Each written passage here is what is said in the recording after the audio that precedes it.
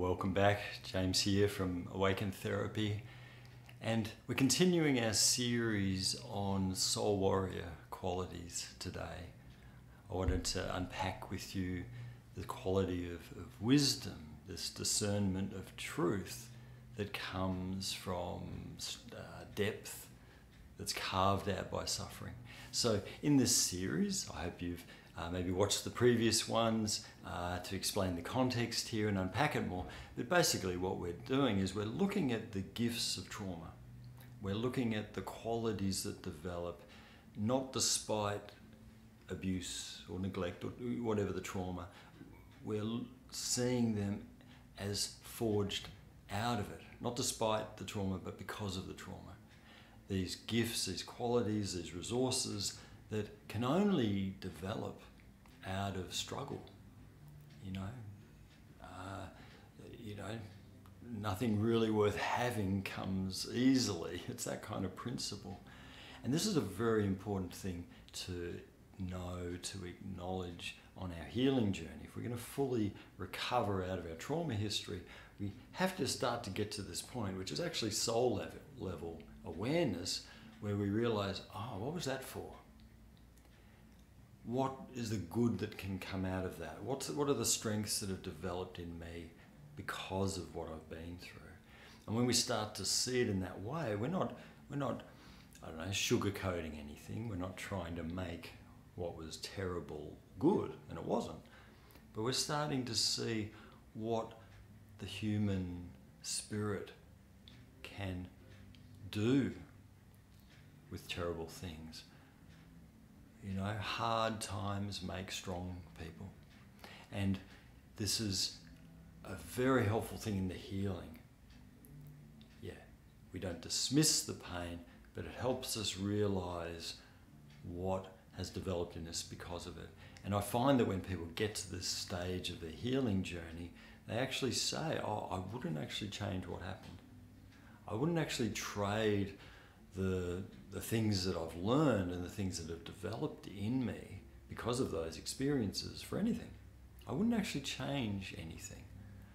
Now, we're only going to think that, we're only going to say that when we're kind of coming out the tunnel, where we at least can see the light at the end of the tunnel, and we're coming out the tail end of our deep healing process. And it's certainly not something I introduced too early. It can feel like it minimizes someone to say, oh, why did you choose that? Well, on a soul level, why did you build that into your blueprint? Or what was the good that came out of that? What do you mean I chose my parents? What do you mean good came out of that? They'll just throw something at me. But if we get to a certain point where there's enough space, we've healed the residue, cleared out the residue enough where there's more freedom, there's more range of movement, then in that space we can start to go next level, start to go soul level, and start to realize, oh, okay, what was that for? Now, not everything is in the soul blueprint because there's free will down here and we can make bad choices and shit happens, and so things can be random, but a lot of things are actually built into our blueprint. A lot of things are actually planned. Why would we plan that? Well, we want the growth. We want the development that can only come from struggle and adversity. This is the concept that I find so liberating when we're getting to a certain point on a healing journey. And the quality I'd like to unpack with you a bit more today is the quality, excuse me, of wisdom. Now, wisdom is knowing. It's not just theory, it's not just information, but it's deep, deep knowing. And so when someone has gone through a dark experience of fear-based energy in whatever form, has gone out into the cold, dark space of separated mind, dysfunctional family, abuse, neglect, whatever it is, that's an experience of contrast. That's a knowing of dense, dark, separated mind, misalignment from soul, from source, and that's a knowing that can only come from that contrast. Contrast prompts our conscious awareness. Yeah? Experience evolves our soul, our consciousness. And so, I suspect if you're watching this, you've been through significant trauma. I'm very sorry to hear that, but I'm also pleased for you because, you must be a soul warrior. You must have taken on a mission. You must be in a process of healing out of it. But let's have a look at the qualities that have developed in you. Previous ones we've looked at, things like strength, determination, will, courage, empathy, compassion. But let's look at what you know now, what's in your wisdom bank now because of that separated experience, or that being, way out in the outer frontiers of cold, dark space through whatever you've been through, perhaps, childhood trauma.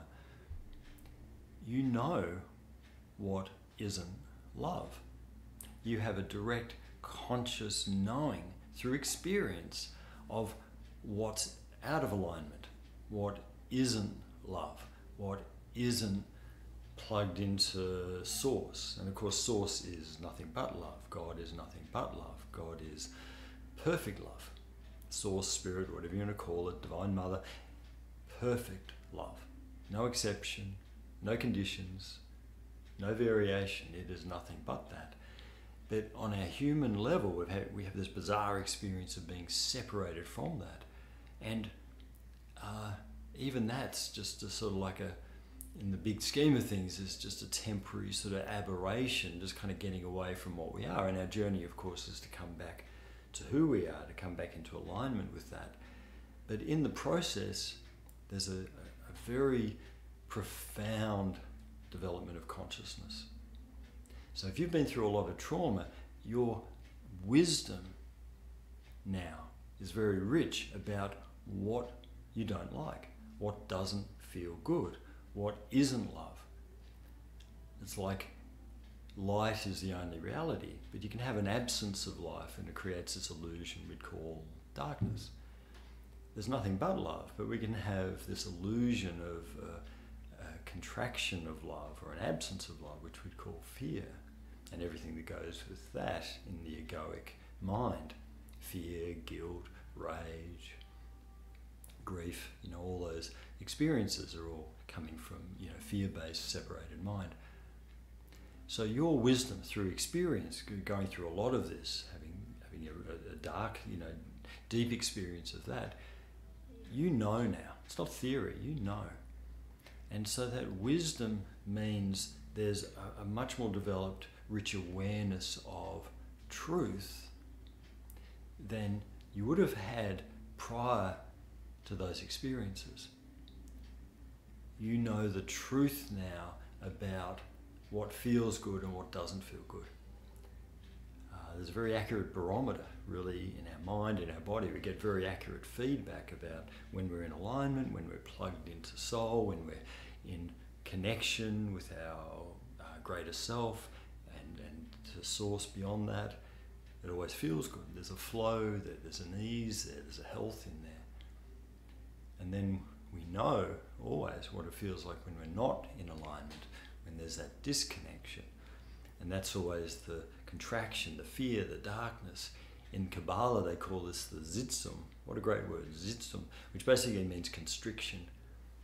You can't have anything but light, but you can have a constriction of light that creates the illusion of darkness. There is nothing but love, but you can have a constriction of love, creates this illusory state of fear.